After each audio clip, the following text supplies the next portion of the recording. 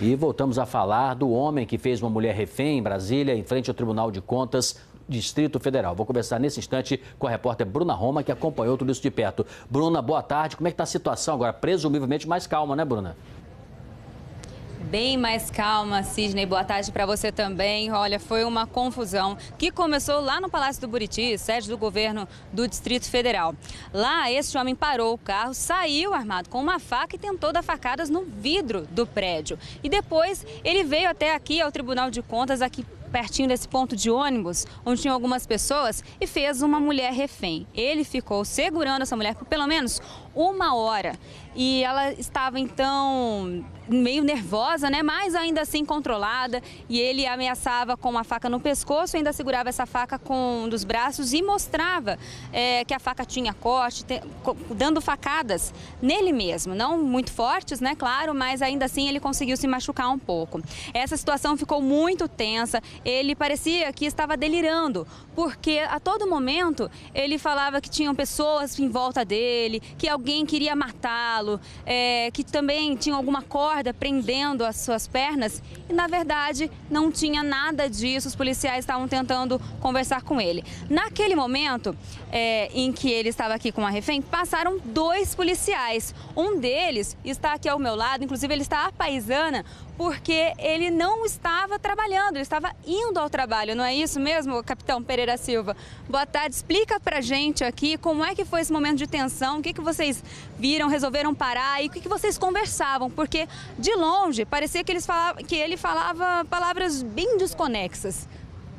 Boa tarde, inicialmente eu estava passando aqui em frente, né, indo resolver algumas coisas aqui no prédio aqui próximo, quando eu vi aquela movimentação, e já por alguns anos aí que eu servi no Batalhão de Operações Especiais, já tinha alguma experiência e tentei auxiliar os policiais que aqui estavam. Tentei inicialmente saber qual era a intenção do senhor Robson, que estava aqui, mas aí de forma alguma ele disse sempre falando palavras desconexas, fazendo alguns pedidos aí de forma bem divergente um do outro. Tentamos negociar até a chegada da equipe do BOPE, que resolveu aí da melhor forma aí, sem maiores danos aí tanto ao refém como ao perpetrador.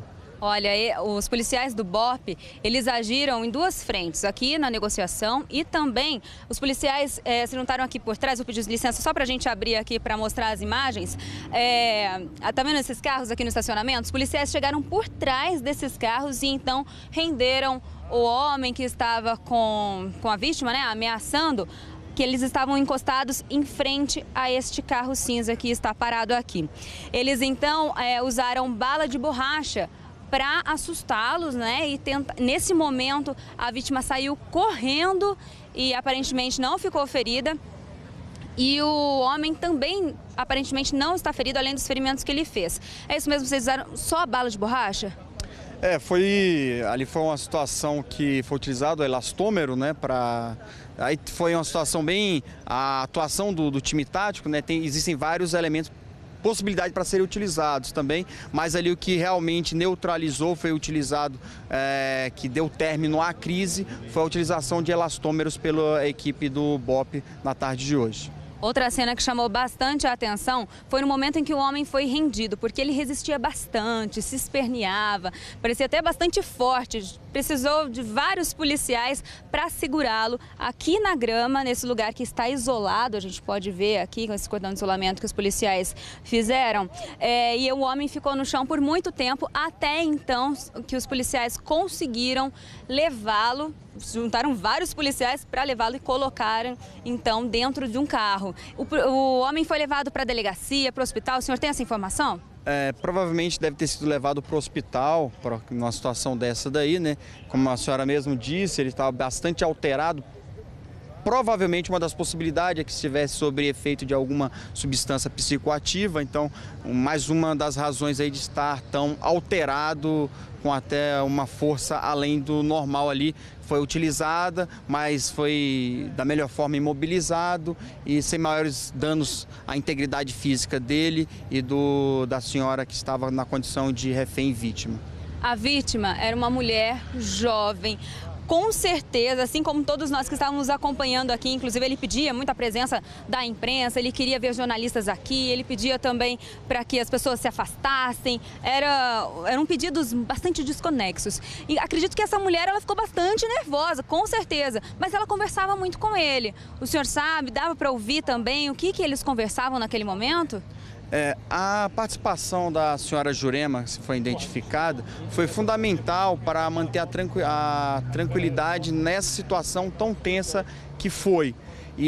Mas ela tentava auxiliá-lo, respondendo algumas coisas, entendeu? Mas podemos parabenizá-la, apesar da situação tensa, pelo comportamento, pela tranquilidade que ela teve ao longo desse período aí de mais de uma hora que ela permaneceu tendo apontado para ela uma faca. Obrigada. Oi, Sidney. Agora, Bruna, quando você começou a narrar, foi a hora que ele saiu do carro, ele vai até ali ao palácio, ele inclusive com uma faca, né, ele quebra aparentemente o vidro, ou rasga pelo menos ali o que parecia ser uma película, até quebrou o vidro mesmo. A segurança parece que nada fez, ficou olhando, essa foi a primeira impressão. O que de fato aconteceu? Olha, Sidney, naquele momento, os policiais, acredito eu, que até se surpreenderam, mas deveriam ter sim feito alguma coisa. Vou começar aqui com o capitão sobre essa atitude. O Sidney está comentando no estúdio que no momento em que o homem atingiu o Palácio do Buriti com facadas, tentando quebrar o vidro ali, retirou aquela película, os policiais nada fizeram. Ficaram ali parados. Eles já deveriam ter rendido esse homem. Foi realmente pela surpresa, por fato não acontecer isso rotineiramente. O que de fato aconteceu? Isso daí realmente vai poder falar os policiais que lá estavam, mas provavelmente é uma situação inusitada. Chegar na sede do governo do Distrito Federal, alguém armado com a faca, então algo um pouco inusitado naquele momento.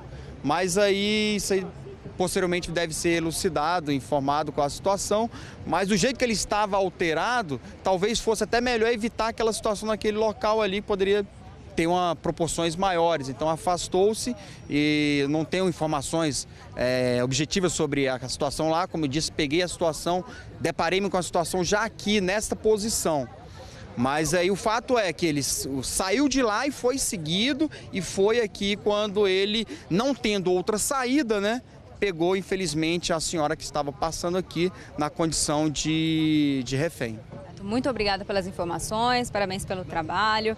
Bom, a informação que a gente tem é que o nome dele eu anotei aqui, Robson Martins da Silva, e ele é ex-presidiário e trabalha hoje no STJ. Sidney. Obrigado, viu, Bruno? Inicialmente ele atacou com 2 facas, né? Ele guardou uma na calça, não sabemos se ele permaneceu com ela durante e fez o que fez. Ainda bem que a ação acabou com esse desfecho que foi o menos traumático, apesar do susto.